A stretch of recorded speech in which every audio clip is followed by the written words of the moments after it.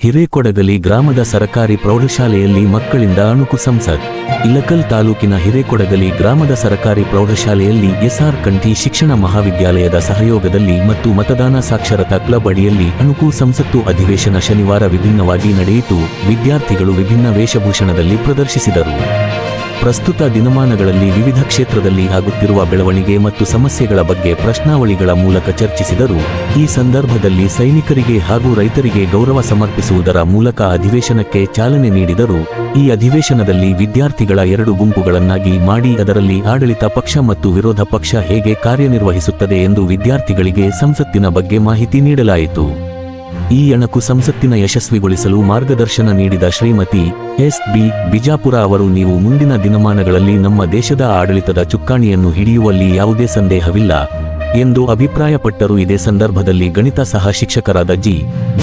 ರೇಷ್ಮಿ ಅವರು ಸಂಸತ್ತಿನ ಅಧಿವೇಶನದ ಪರಿಕಲ್ಪನೆಯನ್ನು ವಿದ್ಯಾರ್ಥಿಗಳಲ್ಲಿ ಮೂಡಿಸುವುದು ಬಹಳ ಅವಶ್ಯಕವಿದೆ ಎಂದು ಪ್ರಾಸ್ತಾವಿಕವಾಗಿ ಮಾತನಾಡಿದರು. ಈ ಕಾರ್ಯಕ್ರಮದ ಅಧ್ಯಕ್ಷತೆಯನ್ನು ವಹಿಸಿದ ಶಾಲೆಯ ಮುಖ್ಯ ಗುರುಗಳಾದ ಎಸ್. ಹರಿಹರ ಅವರು ವಹಿಸಿಕೊಂಡರು. ಈ ಸಂದರ್ಭದಲ್ಲಿ ಶಾಲೆಯ ಸಹಶಿಕ್ಷಕರು ಹಾಗೂ ಬಿಎಡ್ ಪ್ರಶಿಕ್ಷಣಾರ್ಥಿಗಳು ಉಪಸ್ಥಿತರಿದ್ದರು. ವರದಿಗಾರರು ಶರಣಗೌಡ ಕಂದಕೂರ, ರೂರಲ್ ನ್ಯೂಸ್ ಇಳಕಲ್.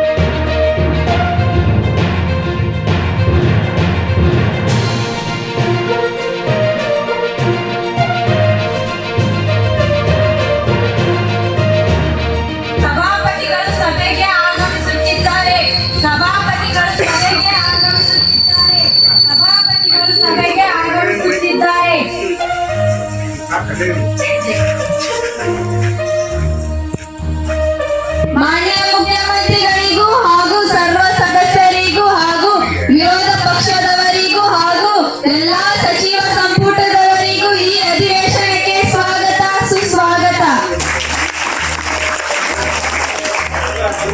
ಎಲ್ಲರೂ ಮೊದಲು ವೀರ ಮರಣ ಹೊಂದಿರುವ ಯೋಧರಿಗೂ ಮತ್ತು ರೈತರಿಗೂ 1 ನಿಮಿಷ ಮೌನಾಚರಣೆಯನ್ನು ಅರ್ಪಿಸೋಣ.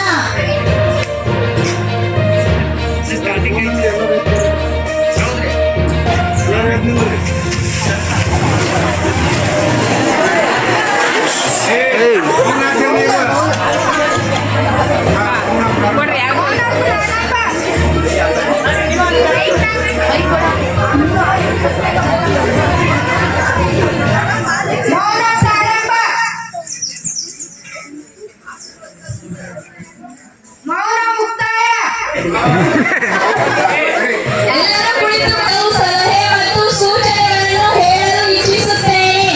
ಸಮಯದ ಅಭಾವದಿಂದ ಸದ್ಬಳಕೆಯ ದೃಷ್ಟಿಯಿಂದ ವಿರೋಧ ಪಕ್ಷದವರು ಪ್ರಶ್ನೆಗಳನ್ನು ನೇರವಾಗಿ ಮತ್ತು ಸ್ಪಷ್ಟವಾಗಿ ಕೇಳಬೇಕು. ಆಡಳಿತ ಪಕ್ಷದವರು ಪ್ರಶ್ನೆಗಳನ್ನು ನೇರವಾಗಿ ಮತ್ತು ಸ್ಪಷ್ಟವಾಗಿ ಉತ್ತರಿಸಬೇಕು. ರಾಜ್ಯದ ಅಭಿವೃದ್ಧಿಯ ಹಿತದೃಷ್ಟಿಯಿಂದ ಚರ್ಚೆಗಳು ಮಾತ್ರ ಅವಶ್ಯಕ. ಈಗ ಪ್ರಶ್ನೆಗಳನ್ನು ಆರಂಭಿಸೋಣ.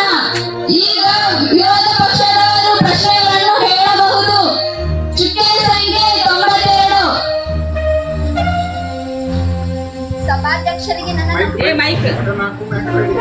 ಸಭಾಧ್ಯಕ್ಷರಿಗೆ ನನ್ನ ನಮಸ್ಕಾರಗಳು. ನಾನು ನೇರವಾಗಿ ಮಹಿಳಾ ಮತ್ತು ಮಕ್ಕಳ ಕಲ್ಯಾಣ ಸಚಿವರಿಗೆ ಪ್ರಶ್ನೆಯನ್ನು ಕೇಳಲು ಇಚ್ಛಿಸುತ್ತೇನೆ. ಸಚಿವರೇ, ನೀವು ಬಾಲ್ಯ ವಿವಾಹ ತಡೆಗಟ್ಟಿ ಅಂತ ಹೇಳಿ ಇನ್ನೂ ಅದು ಬಾಲ್ಯ ವಿವಾಹ ತಡೆಗಟ್ಟಿಲ್ಲ. ನಮ್ಮ ಭಾಗದಲ್ಲಿ ನಮ್ಮ ಸರ್ಕಾರ ತುಂಬಾ ಕಾರ್ಯಕ್ರಮವನ್ನು ಹಮ್ಮಿಕೊಳ್ಳಲಾಗಿದೆ ಹಾಗೂ ಅಂಗನವಾಡಿ ಸೂಪರ್ವೈಸರ್ಗಳು ಈ ವಿಷಯ ಬಗ್ಗೆ ಹೆಚ್ಚಿನ ಗಮನ ಹರಿಸುತ್ತಿದ್ದಾರೆ. ಹಾಗೆ ಬಾಲ್ಯ ವಿವಾಹ ನಡೆದಲ್ಲಿ ಕೂತು ಹಾಜರಿದ್ದು ಅವರ ತಂದೆ ತಾಯಿ ಮನವೊಲಿಸಿ ಅಥವಾ ಮನ ಒಪ್ಪಿಸಿ ಬಾಲ್ಯ ವಿವಾಹವನ್ನು ತಡೆಗಟ್ಟುತ್ತಿದ್ದಾರೆ. ಅದರ ಜೊತೆಗೆ ಈ ವಿಷಯಕ್ಕೆ ಸಂಬಂಧಿಸಿದಂತೆ ಪೊಲೀಸ್ ಇಲಾಖೆ, ಶಿಕ್ಷಣ ಇಲಾಖೆ ಹಾಗೂ ನಮ್ಮ ಇಲಾಖೆ ಕೂಡ ಕೈಗೂಡಿಕೊಂಡು ಕ್ರಮ ವಹಿಸುತ್ತಿದ್ದೇವೆ. ಮಾನ್ಯ ಸಭಾಧ್ಯಕ್ಷರ ಅನುಮತಿಯ ಮೇರೆಗೆ ಇನ್ನೊಂದು ಪ್ರಶ್ನೆಯನ್ನು ಕೇಳಬಹುದು.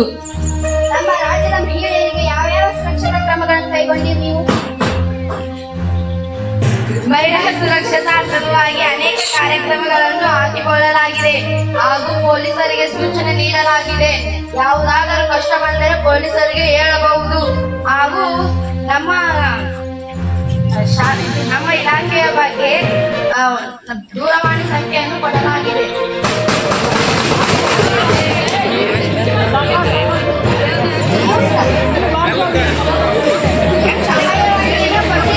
ಆದ್ರೆ ಓದಲು ಬರೆಯಲು ಬರಲಾದ ಮಹಿಳೆಯರು ಸಹಾಯವನ್ನು ಯಾವ ತರ ಕರೆ ಮಾಡಬೇಕು? ನಾವು ಅದಕ್ಕಂತ ಒಂದು ಗುಂಪು ಮಾಡಿವಿ. ಗುಂಪು ರಚನೆ ಮಾಡಿ ಅದಕ್ಕೊಂದು ಹೆಸರು ಕೊಡ್ತೀವಿ. ಅದರಲ್ಲಿ ಓದುವಂತ ವ್ಯಕ್ತಿಯನ್ನಿಟ್ಟು ಈ ಗುಂಪನ್ನು ಸಮುಚ್ಚಯ ಮಾಡಕ್ಕೆ ನಾವು ಈ ಸಭೆಯಲ್ಲಿ ಆಗ್ತೇವೆ.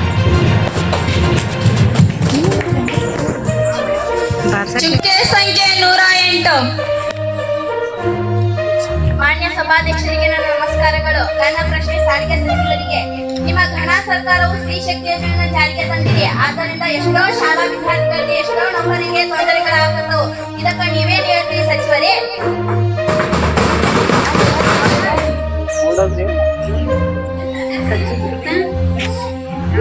ಸಚಿವರ ಉತ್ತರವನ್ನು ನೀಡಿ. ಸಭಾಪತಿಗಳಿಗೆ ನನ್ನ ನಮಸ್ಕಾರಗಳು. ನಾವು ಸ್ತ್ರೀ ಶಕ್ತಿ ಯೋಜನೆಯನ್ನು ಜಾರಿಗೆ ತಂದಿದ್ದು ಬಡ ಹೆಣ್ಣು ಮಕ್ಕಳಿಗೆ ಉಪಯೋಗವಾಗಲಿ ಎಂದು. ಈ ನಿಟ್ಟಿನಲ್ಲಿ ನಾವು ಹಲವಾರು ಬಸ್ಸುಗಳನ್ನು ರೋಡ್ಗೆ ತರಲು ಪ್ರಯತ್ನ ಮಾಡುತ್ತಿದ್ದೇವೆ.